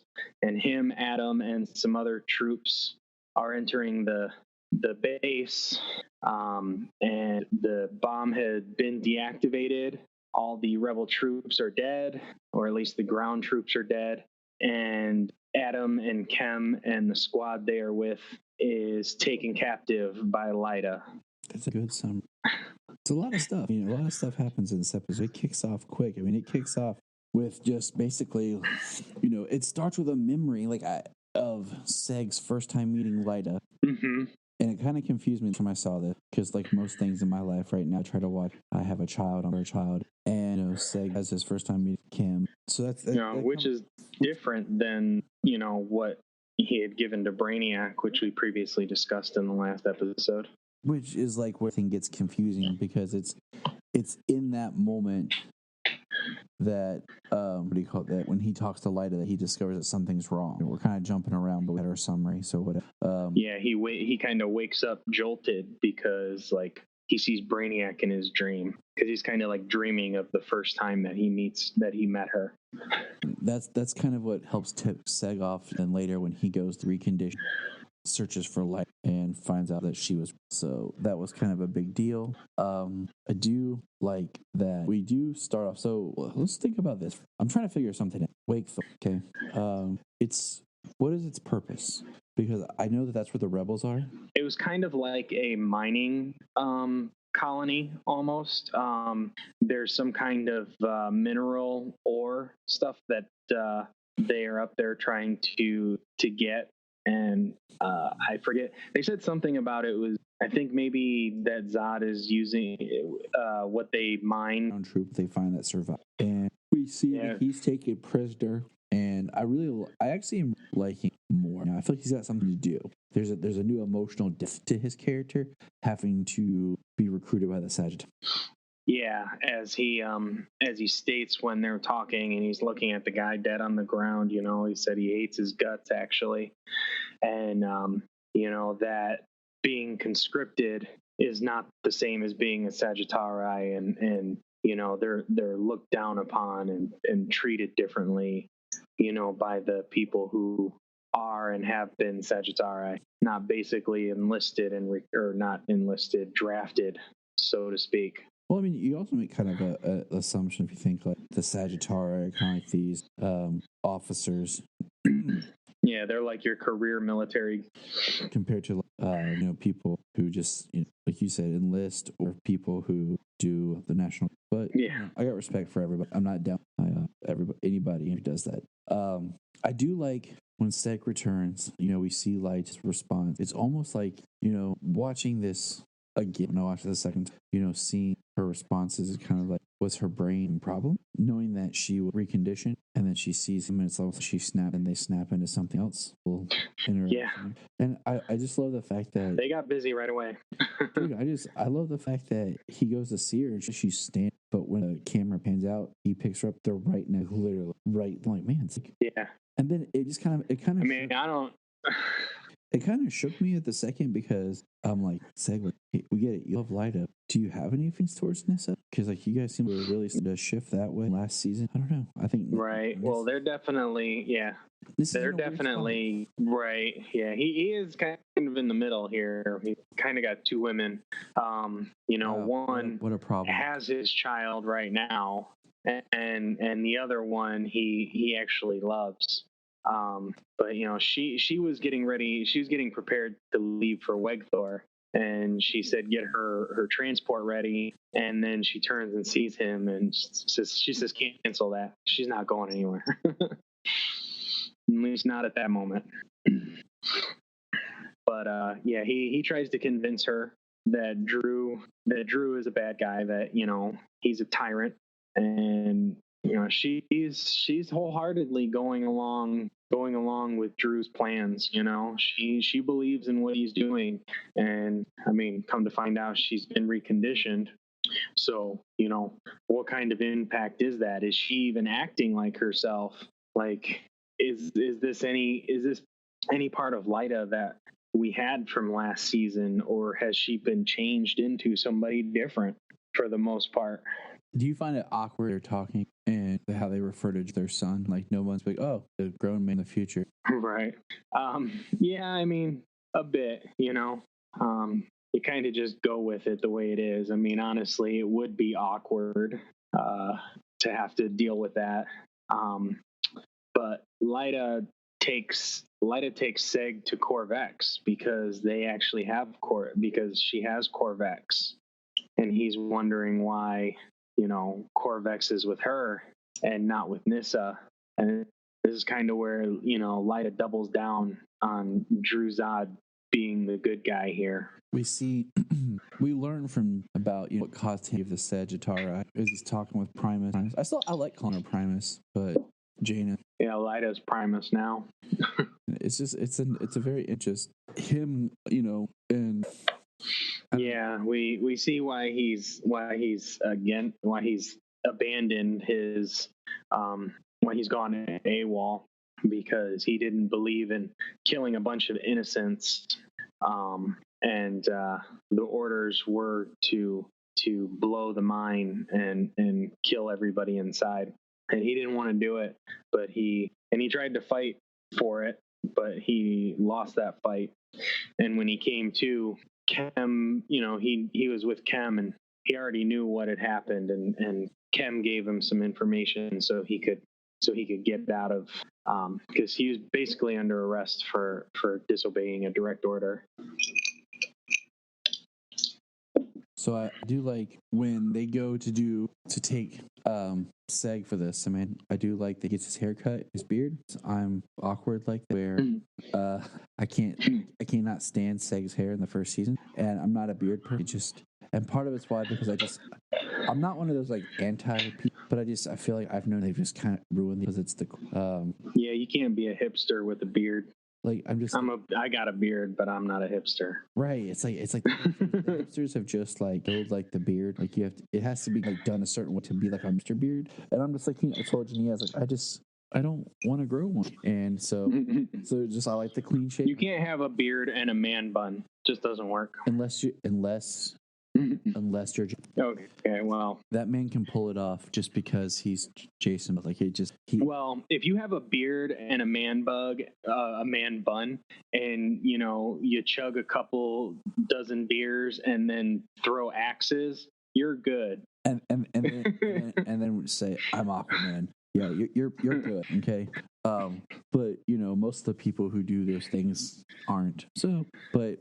Yeah, so it's just, and I think once with his hair fixed and shaved, and I say that honestly, he looks like he could be Superman. I know he's like Superman's grandfather and everything, but he looks like he could be, which is great because, like I've said multiple times, Jor-El himself is supposed to look a lot like Kal-El, and no movie ever does a job in Kal-El look like he. So yeah. I think it's interesting the way the Codex looks in this series, being completely different. The skull look of a Codex that we got in Man of Steel. This looks more like a wizard's wand from Harry Potter. Right. Kind of almost like with the helix shape, because it's kind of like two strands kind of twisted around each other, kind of like a DNA, like double helix DNA type strand. Almost. Maybe that was an idea of how they designed it this time around. I like it because I just think it looks more what you would think of some coding. I love Segel when he like talking to the guy like, oh yeah, what's this button do? Oh, that's cool. I'll do this, man. He just went to him, punched him. Yeah. Yeah, that was a pretty good scene. He gets into a fight. He knocks the guy out so he can figure out what's going on. That's when he finds out Lyta's been reconditioned, and Zod discovers, him finding that out. And then he's attacked and put in the chair to have his go at it. And the thing happens. He does it. He starts the chair up and everything, and kind of seems like it all went through. And then the guy's kind of like reviewing, as it were. He probably has, it's probably something that has to be done, like go through it and then like review whatever. And then he kind of sees like the split in the mind almost, like, because I don't know if that's like a visual, like, is that a camera or is that kind of like a holographic representation of the mind, especially when you see like Brainiac and Seg's heads kind of merged and screaming in two different directions. I like the idea of like if Seg kind of becomes the wolf and a man of action, so that his son, he preaches to be more of a man of peace and science the way he wanted to be, but because of circumstances, I just kind of think that'd be an interesting character because of what Seg's. I also want to point out, if you know, that once they're supposed to like dissolve the rank, like Drew Zod still wears his, and so does Val, but it just seems like they're trying to get the ranks to make everybody kind of equal, but yet Drew will always put himself above it. Right. Well, I kind of think like the family crest is. I think the family crest is a little different than like your rank. like he is going to hold himself above everybody. He wants to be, he wants to be the all powerful leader where everybody follows him. But I mean, I think the family crest is a little different. That's kind of just showing like your family pride. The pride in your beliefs and things like that. So I don't see the crest having much to do with like per se your rank in society, more as your rank as more of an identifier of who you are and who your family is, and and for Zod it means one thing, and for the L's it means another. It means one thing to people. I still want more explanation. How is he as he's Sagel's son? Stuff like that. So Kim, helps us like with Adam go to the Sagittarius, and it's kind of funny because he's got this awesome data scrambler, and I'm like, why didn't you just use that in the first? Yeah, you really don't know. I'm liking Adam a lot more this season. I will say that, and because I just feel like there's a whole lot to do, and I would like to see him at one point kind of in. Right. Especially with all like the planet hopping they're doing this season. At least something more representing his costume. I mean, because let's face it, he looks like the Rocketeer, but the Rocketeer's awesome. And right now he's just wearing this isn't a Marvel TV series. You can do more than a hoodie. Right. Yeah, I agree. See some jetpacks and flying, everything. He'd just be like, I'm strange, and shoot people. Right. I got a ray gun. I got dual ray guns, and I got a rocket pack. Yeah. That'd be pretty cool. Yeah. And I like how we have these have Seg, Rebels, have Zod. Every time I see Lyda, Nyssa. Every time I see it's like they're right. Those kind of seem that way. I mean, I just, like we said, like we know that they're up there, but I feel like they're more, to me, it's just as like if I was part of it, I feel like they're more vulnerable being on Wake. Like Wake Thor is where you'd hide. Well, I mean, it's kind of like, your base of operations, your land, you kind of know the terrain better than people who don't work there or live there. I mean, it's open war. It's not quite guerrilla tactics, and except for when it comes to each battle, but it's open war, and the planet knows both sides of it. So I mean, hiding doesn't really get your point across. True. Oh, how did you feel watching this? We discovered the oxygen. Yeah, that's kind of rough when you watch like a whole group of people kind of just like choke and suffocate to death. Like, I was like, wow. But at the same time, I was like, doesn't surprise me. No. Sod. Yeah. Like you're expected that people are going to die. I thought that was, in a way, he played Nyssa so that no matter what she did, even if it went back, so she put her in a situation that's sad. Nyssa take Codex, how trusts Nyssa. And it's kind of sad. I think anybody's on her own side. Like, I get it, she wants her son, but man, like, I don't know. I'm speaking from as a parent too. Like, yeah, you'd do anything it takes to get your children back. And then the episode closes with Lyta showing surround Adam and Kim. So how do you feel about the episode? I mean, strong episodes and things are coming to light. We've had some questions about Lyta. We kind of see Nyssa being from both sides, and it's kind of wondering if if maybe she didn't have any somatic reconditioning of her own, but we don't know that yet. I kind of want, because I feel I'm torn, because in one way I want her to have, because then I can be like, oh, that's why she's like the other way. I'm like, don't, because then it makes her a stronger character that she makes. Yeah. I think that her making the choices herself is definitely the better way to go. Because she's doing what she needs to do to get her child back. But I mean, she doesn't seem like, she's doing what she needs to do, but she doesn't seem to have like much malice going on. She kind of seems like she's in a hard position. Mm-hmm. You know what I mean? Yeah. So, but strong episode, and we find Brainiac is still within Seg, and he was supposed to have been pulled out last episode. So where's that still going at this point? So some questions, some answers, There's one person who's not on here that Solomon keeps asking me about Doomsday Daddy. I'm like, buddy, I want to know too, because I'm bummed. Yeah, it really makes me wonder what a rampaging killing machine is doing on a planet 6+ months later, and it basically hides out. Now I'm curious if this Doomsday is the one that kills, because like Doomsday, right. You kill Doomsday, comes back again or something. Are we at the? Yeah, comes back more powerful and can't be killed the same way again. Yeah, and I mean we've seen it different ways, in the comics, on Smallville of how Doomsday and stuff. So I'm wondering if there's going to be, if this Doomsday has or something. I don't know. Right. Yeah. I did bring that up when we saw him that one time, and the reason why this Doomsday isn't rampaging and just destroying the entire planet is because this is still an early stage Doomsday where it needs to be killed a couple of times to come back stronger and more powerful, There's different ways. Mm-hmm. But what would you rate this episode? Kind of seems like I'm on a trend here with about an 8.5.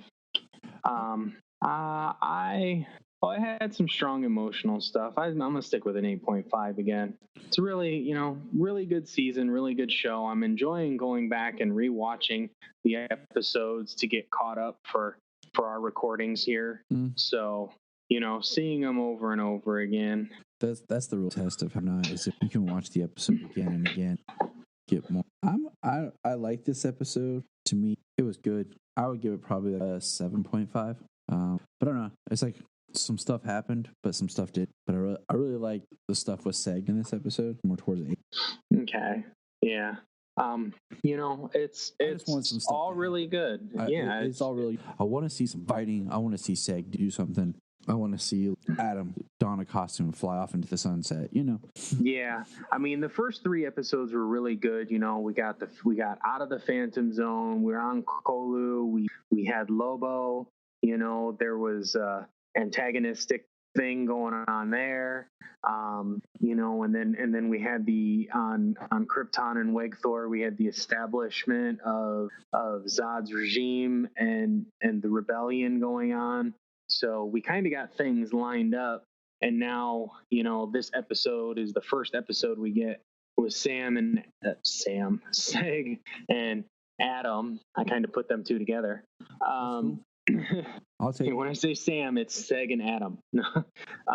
When we get Seg and Adam back on world, now we got to kind of introduce them into what's going on there. So it kind of, this episode just kind of took a step back and was like, okay, now these two people have to be introduced into what's going on here, and then we can go from there and pick things back up again, which is my hope. I mean, we got Brainiac, we got Zod, and we still got Doomsday, and who knows if Lobo is going to make it to Crap Town or not.